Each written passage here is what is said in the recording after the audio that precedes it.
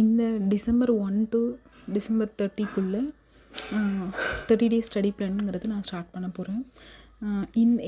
என்னோட சேர்ந்து நீங்களும் இதை ஸ்டார்ட் பண்ணலாம், நல்லாயிருக்கும். இந்த 30 டேஸ் நம்ம கோலாக வச்சு நெக்ஸ்ட் இயர் ஸ்டார்டிங்கில் நம்ம இது ஒரு சின்ன அச்சீவ்மெண்ட்டாக இருக்கும்ல. 6th to 10th மேக்ஸ் தான் மெயின் இப்போ டிஎன்பிஎஸ்சியில். So 6th to 10th maths வந்து நம்ம ஓவராலாக நான் நோட்ஸ் 6th to 10th எடுத்து வச்சுருக்கேன். ஸோ பேலன்ஸ் இருக்கிற நோட்ஸ் கம்ப்ளீட் பண்ணணும். So 6th to 10th notes எல்லாமே என்கிட்ட இருக்கிற மாதிரி இருக்கணும் டிசம்பர் மந்த் கம்ப்ளீட் ஆகிறதுக்குள்ளே.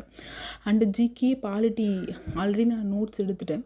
ஸோ பாலிட்டியில் ஃபுல் அண்ட் ஃபுல் கிளியராக இருக்கணும். பாலிட்டி சப்ஜெக்ட்டுன்னு எடுத்தால் பாலிட்டி ஃபுல்லாக கிளியர் ஆகிற மாதிரி இருக்கணும் இந்த 30 டேஸில். தமிழில் வந்து 10th and 9th மட்டும் 1 month ஃபுல் சாலிடாக கொடுத்து அதை ஃபோக்கஸ் பண்ணணுங்கிறது நான் கொண்டு போகிற அந்த ஸ்டடீஸ்.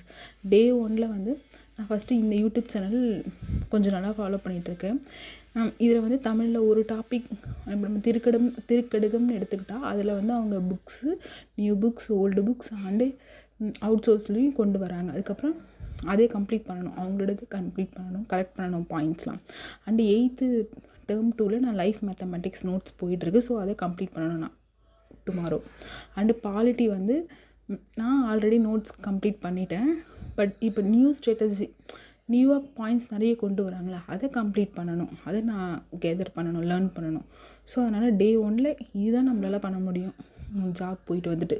ஸோ இதை கம்ப்ளீட் பண்ணுற கூட சேர்ந்து எல்லாரும் சேர்ந்து ஸ்டடி பண்ணலாம்.